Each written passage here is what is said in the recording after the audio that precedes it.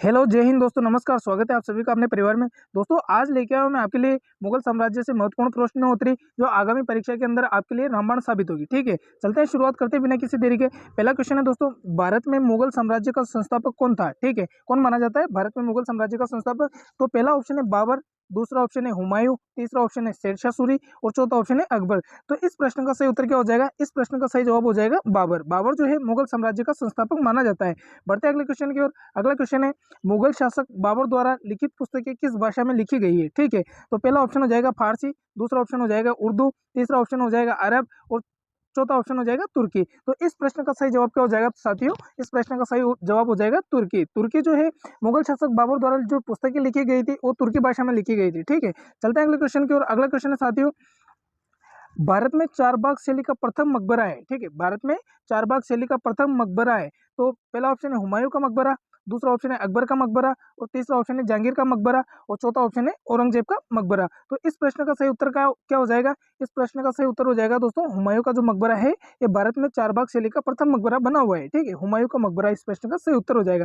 चलते हैं अगले क्वेश्चन की ओर। अगला क्वेश्चन है दोस्तों, अगला क्वेश्चन है, गुलबदन गुलबदन बेगम ने कौन सी पुस्तक लिखी थी? ठीक है, कौन सा ग्रंथ लिखा था? गुलबदन बेगम द्वारा रचित ग्रंथ कौन सा है? तो पहला ऑप्शन हो जाएगा अकबरनामा, दूसरा ऑप्शन हो जाएगा बाबरनामा, तीसरा ऑप्शन हो जाएगा हुमायूंनामा और चौथा ऑप्शन हो जाएगा जहांगीरनामा। तो गुलबदन बेगम के द्वारा दोस्तों कौन सी पुस्तक लिखी गई थी? तो इसके जो द्वारा जो ग्रंथ लिखा गया था वो हुमायूंनामा लिखा गया था। ठीक है, हुमायूंनामा गुलबदन बेगम ने लिखा था।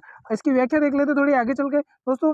गुलबदन बेगम द्वारा, हाँ, गुलबदन बेगम बाबर की पुत्री थी।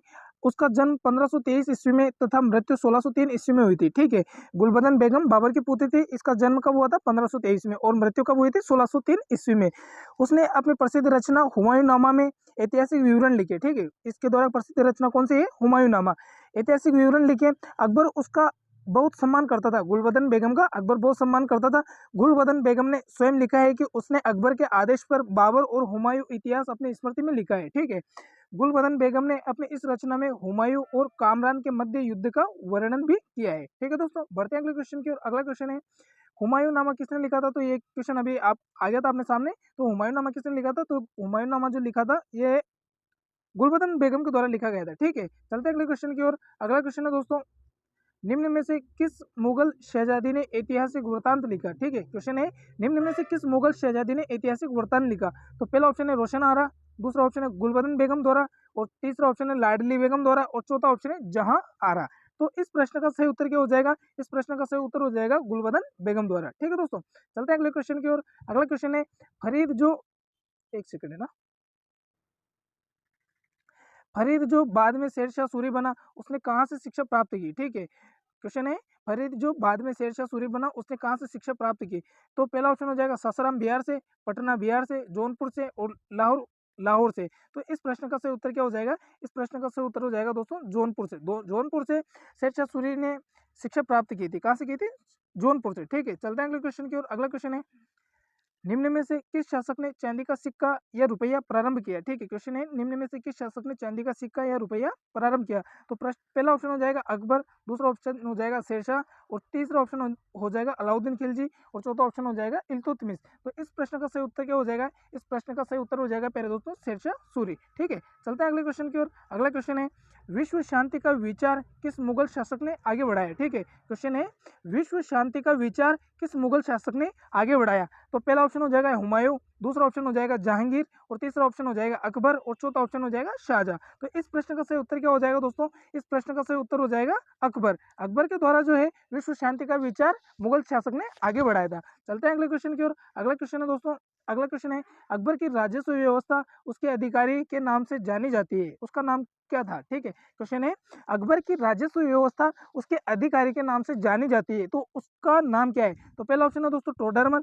तीसरा ऑप्शन है बीरबल, चौथा ऑप्शन है बैरम खान और चौथा ऑप्शन है आसफ खां। तो इस प्रश्न का सही उत्तर क्या हो जाएगा? इस प्रश्न का सही उत्तर हो जाएगा दोस्तों टोडरमल। ठीक है, चलते हैं अगले क्वेश्चन की ओर। अगला क्वेश्चन है प्यारे साथियों, अगला क्वेश्चन है, अकबर द्वारा आईने ये दसाला किस वर्ष लागू किया? ठीक है, क्वेश्चन है, अकबर द्वारा आईने ये दसाला किस वर्ष लागू किया? तो पहला ऑप्शन है 1582 में, दूसरा ऑप्शन है 1580 में, तीसरा ऑप्शन है 1581 में और चौथा ऑप्शन है 1578 के अंदर। ठीक है, तो इस प्रश्न का सही उत्तर क्या हो जाएगा? इस प्रश्न का सही उत्तर हो जाएगा दोस्तों 1580 के अंदर। ठीक है, चलते हैं अगले अगले क्वेश्चन की ओर। अगला क्वेश्चन है दोस्तों, 16वीं शताब्दी में संपन्न महाभारत का फारसी अनुवाद कहलाता है। ठीक है, 16वीं शताब्दी में संपन्न महाभारत का फारसी अनुवाद कहलाता है, क्या कहलाता है? तो पहला ऑप्शन है रज्जमनामा, दूसरा ऑप्शन है बादशाहनामा और तीसरा ऑप्शन है आलमगीरनामा, चौथा ऑप्शन है हमजानामा। ठीक है दोस्तों, तो इस प्रश्न का सही उत्तर क्या हो जाएगा? इस प्रश्न का सही उत्तर हो जाएगा पहले दोस्तों रज्जमनामा जो है 16वीं शताब्दी में संपन्न महाभारत का फारसी अनुवाद कहलाता है। ठीक है, चलते हैं अगले क्वेश्चन की ओर। अगला क्वेश्चन है दोस्तों, अगला क्वेश्चन है, मुगल काल में लीलावती पुस्तक का फारसी भाषा में अनुवाद किसने किया? ठीक है, मुगल काल में लीलावती पुस्तक का फारसी भाषा में अनुवाद किसने किया? तो चलो ऑप्शन देख लेते हैं। पहला ऑप्शन है अब्दुल रहीम खान खाना, दूसरा ऑप्शन है अबुल फजल, तीसरा ऑप्शन है अब्दुल कादिरी बदायूनी और चौथा ऑप्शन है अबुल फैजी। तो इस प्रश्न का सही उत्तर क्या हो जाएगा? इस प्रश्न का सही उत्तर हो जाएगा अबुल फैजी जो है इस प्रश्न का सही उत्तर हो जाएगा। मुगल काल में लीलावती पुस्तक का फारसी भाषा में अनुवाद किसने किया था? अबुल फैजी के द्वारा किया गया था। ठीक है, बढ़ते अगले क्वेश्चन की ओर। अगला क्वेश्चन है साथियों, अकबरनामा किसके द्वारा लिखा गया? ठीक है, अकबरनामा किसके द्वारा लिखा गया? पहला ऑप्शन है अकबर के द्वारा, दूसरा ऑप्शन है बीरबल के द्वारा, तीसरा ऑप्शन है अबुल फजल के द्वारा और चौथा ऑप्शन है बेजू बावरा के द्वारा। तो इस प्रश्न का सही उत्तर हो जाएगा अबुल फजल। ठीक है, अबुल फजल जो है इस प्रश्न का सही उत्तर हो जाएगा। अकबर के 9 रत्नों में से राजस्थान के एकमात्र जो कवि थे अबुल फजल, वो राजस्थान के थे। कहाँ के थे? अबुल फजल जो है वो राजस्थान के थे। ठीक है, 9 रत्नों में से। ठीक है, हाँ, बढ़ते हैं अगले क्वेश्चन की ओर। अगला क्वेश्चन है दोस्तों, अकबर के 9 रत्नों में राजस्थान के कौन से कवि थे? ठीक है, अकबर के 9 रत्नों में जो 9 रत्न थे अकबर के, राजस्थान के कौन से कवि थे? तो पहला ऑप्शन है चंद्रप्रदाय, दूसरा ऑप्शन है सूर्यमल मिश्रण और तीसरा ऑप्शन है अबुल फजल और चौथा ऑप्शन है तानसेन। ठीक है, तो इस प्रश्न का सही उत्तर क्या हो जाएगा? अबुल फजल जो है इस प्रश्न का सही उत्तर हो जाएगा। ठीक है दोस्तों, चलते हैं आगे बढ़ते हैं। अकबर के 9 रत्न जो देख लेते हैं अपन, एक नजर अकबर के 9 रत्नों पर डाल लेते हैं दोस्तों। तो मोस्ट इंपोर्टेंट क्वेश्चन है, इनको रट लीजिए, ध्यान से पढ़ लीजिए। ठीक है, देख लेते हैं अकबर के 9 रत्न एक नजर में। अबुल फजल अकबर का मुख्य सलाहकार था। कौन था? अबुल फजल जो है वो अकबर का मुख्य सलाहकार था। ठीक है, फैजी अकबर का राजकवि था। ठीक है, फैजी जो है वो अकबर का राजकवि था। अब्दुल रहीम खान खाना प्रसिद्ध हिंदी साहित्यकार के विद्वान थे। ठीक है, प्रसिद्ध हिंदी साहित्यकार के विद्वान थे। ठीक है, चलते आगे। तानसेन संगीत सम्राट के ज्ञाता थे। ठीक है, क्या थे? संगीत सम्राट के ज्ञाता तानसेन थे। बीरबल जो है वाक्पटुता के लिए प्रसिद्ध था। बीरबल वाक्पटुता के लिए प्रसिद्ध था। मानसिंह आमेर का शासक जो था बारमल का पौत्र था। ठीक है, बारमल का पौत्र। आगे बढ़ते हैं दोस्तों, भगवान दास, एक मिनट, हाँ, भगवान दास आमेर के शासक बारमल के पुत्र थे। ठीक है, भगवान दास आमेर का जो शासक था बारमल के पुत्र। ठीक है, कौन था? भगवान दास। टोडरमल जाति प्रथा के जन्मदाता माने जाते थे। ठीक है, अकबर के जो 9 रत्न थे उनमें टोडरमल जाति प्रथा के जन्मदाता माने जाते हैं। मुल्ला दो प्याजा जो है ये अकबर के 9 रत्नों में प्याज खाने के लिए प्रसिद्ध था। ठीक है, प्याज खाने के लिए प्रसिद्ध था, तो इसका नाम क्या पड़ गया? मुल्ला दो प्याजा, अकबर के 9 रत्नों में से था। ठीक है, चलते हैं आगे बढ़ते हैं दोस्तों। मुगल काल में सर्वप्रथम किस, एक मिनट, हाँ, मुगल काल में सर्वप्रथम किस शासक के शासनकाल में संस्कृत भाषा के लेखक को आश्रय मिला है? ठीक है, क्वेश्चन है, मुगल काल में सर्वप्रथम किस शासक के शासनकाल में संस्कृत भाषा के लेखन को आश्रय मिला है? तो पहला ऑप्शन हो जाएगा अकबर, दूसरा ऑप्शन हो जाएगा जहांगीर, तीसरा ऑप्शन हो जाएगा हुमायूं और चौथा ऑप्शन हो जाएगा बाबर। तो इस प्रश्न का सही उत्तर क्या हो जाएगा? इस प्रश्न का सही उत्तर हो जाएगा अकबर जो है मुगल काल में सर्वप्रथम संस्कृत भाषा के लेखन का आश्रय मिला था अकबर के शासनकाल में। ठीक है, चलते हैं अगले क्वेश्चन की ओर। अगला क्वेश्चन है दोस्तों, तुलसीदास द्वारा रामचरितमानस की रचना किसके शासनकाल में की गई थी? ठीक है, तुलसीदास द्वारा जो रामचरितमानस की रचना की गई थी वो किसके शासन में की गई थी? ठीक है, पहला ऑप्शन है अकबर, अलाउद्दीन खिलजी, हर्षवर्धन के काल में, कृष्णदेवराय के काल में। तो इस क्वेश्चन का सही उत्तर क्या हो जाएगा? इस क्वेश्चन का सही उत्तर हो जाएगा अकबर के काल में। ठीक है, तुलसीदास द्वारा जो रामचरितमानस की रचना की गई थी वो अकबर के शासनकाल में की गई थी। ठीक है, चलते हैं अगले क्वेश्चन की ओर बढ़ते हैं दोस्तों। अगला क्वेश्चन है, मुगल सम्राट अकबर के समय का प्रसिद्ध चित्रकार कौन था? मुगल सम्राट अकबर के समय का प्रसिद्ध चित्रकार कौन था? तो पहला ऑप्शन हो जाएगा अबुल हसन, दूसरा ऑप्शन हो जाएगा दसवंत, तीसरा ऑप्शन हो जाएगा किशन दास और चौथा ऑप्शन हो जाएगा उस्ताद मंसूर। तो इस प्रश्न का सही उत्तर क्या हो जाएगा? इस प्रश्न का सही उत्तर हो जाएगा दोस्तों दसवंत। ठीक है, दसवंत जो है मुगल सम्राट अकबर के समय का प्रसिद्ध चित्रकार था। ठीक है, चलते हैं अगले क्वेश्चन की ओर। अगला क्वेश्चन है दोस्तों, अगला क्वेश्चन है, इनमें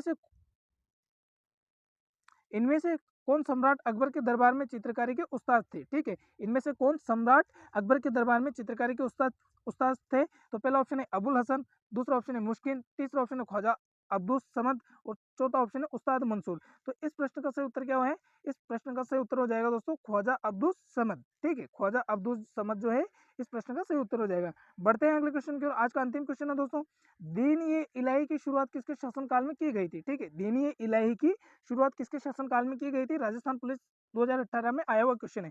तो पहला ऑप्शन हो जाएगा बाबर, दूसरा ऑप्शन हो जाएगा औरंगजेब, तीसरा ऑप्शन हो जाएगा अकबर और चौथा ऑप्शन हो जाएगा शेरशाह सूरी। तो इस प्रश्न का सही उत्तर हो जाएगा दोस्तों अकबर। ठीक है, क्या हो जाएगा? अकबर जो है दीन ए इलाही की शुरुआत इसके अकबर के शासन में की गई थी। ठीक है दोस्तों,